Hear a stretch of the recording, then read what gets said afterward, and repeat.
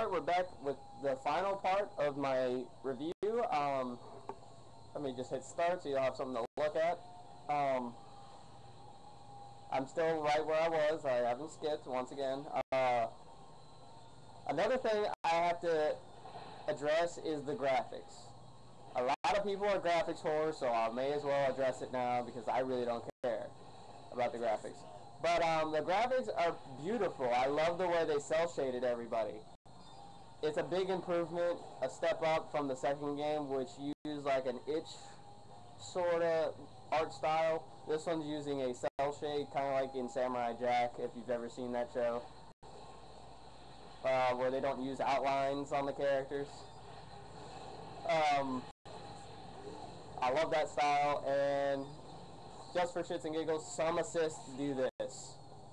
Like, that rifle right there is just dominating.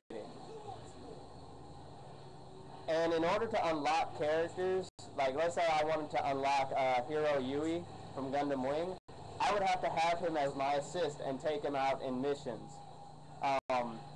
By take him out, I mean not killing him, but actually using him a lot.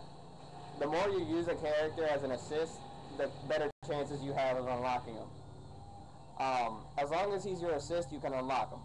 And here you see Rambaral in the Goof mobile suit. Well, it's not Rambaral, but that's Rambaral's suit of choice. The characters do say classic lines from their respective shows. Once again, I'm not going to say I know every Gundam series. There's a lot of Gundam out there, alright?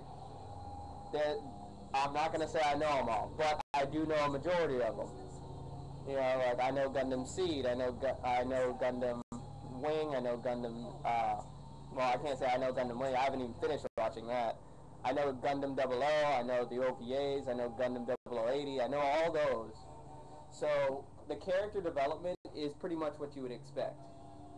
And you gain experience, and the pilot actually does matter more than the Gundam. Upgrading the pilot makes every Gundam he gets into badass. So, you want to keep doing that. And here's the thing I was talking about. You collect plans for mobile suits that you've defeated, and they have upgrade slots. That's how many times you can upgrade a single stat. If it has 4 points on it, you can only upgrade it 4 times. After that, it's done. And you can also add special equipment like eye field generators, power radiators, which like protect them from projectile attacks or make them dash faster or regain their dash. So there's a lot. I mean, if you're a hardcore collecting person like myself, like I love Banjo-Kazooie because of that, there's a lot of loot. I love loot in video games. And this is a loot game.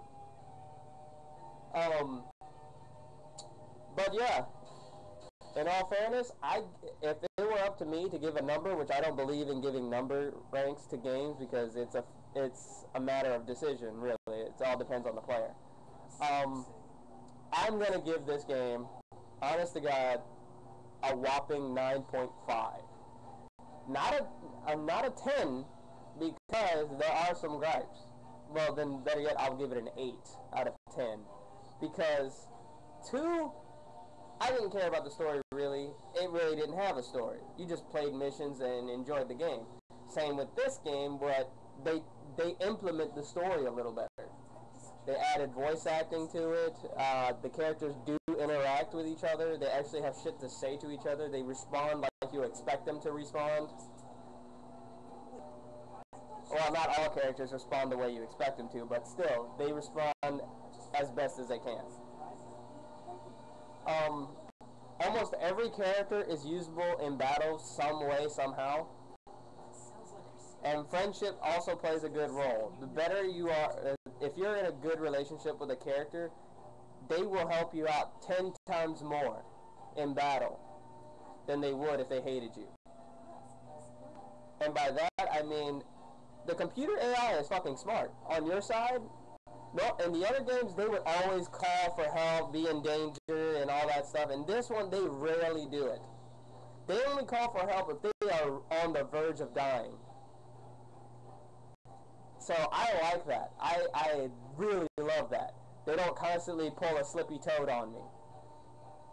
The story, once again, it kind of reminds me of Dragon Ball Z's method of telling a story, where a bad guy comes to Earth, tries to destroy it, we kick his ass. Another bad guy comes to Earth, tries to destroy it, kick his ass. They're basically following that pretty much with this one.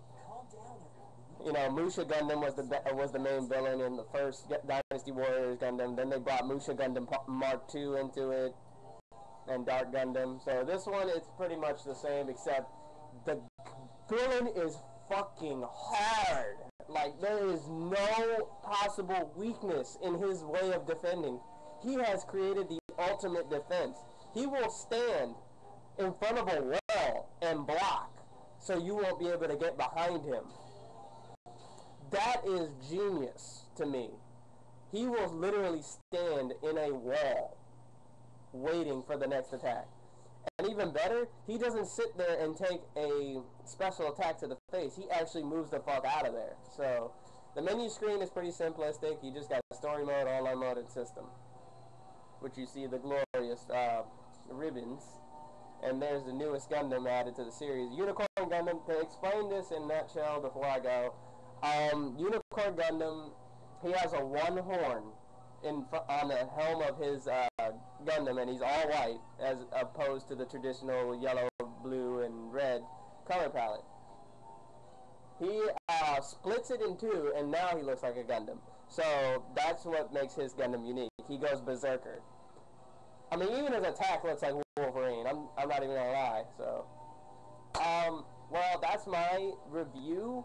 I will have a follow-up once I beat this game, or at least once I finish the story, and once I've gotten more detail into it. But overall, I recommend people buy this game. I really do. It's fun.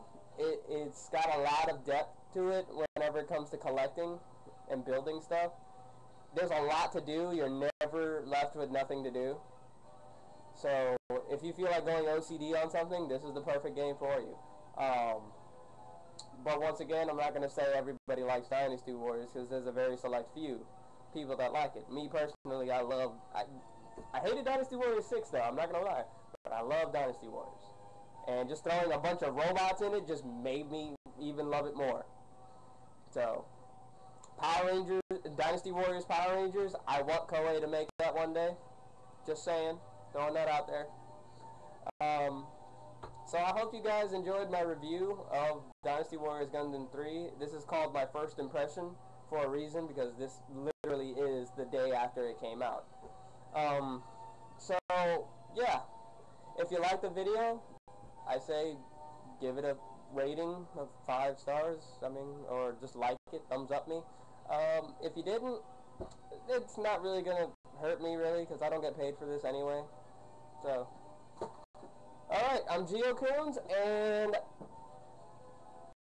this hand of mine is glowing red. If you got that joke, then you're probably a Gundam nerd, you sons of bitches. Alright, later guys.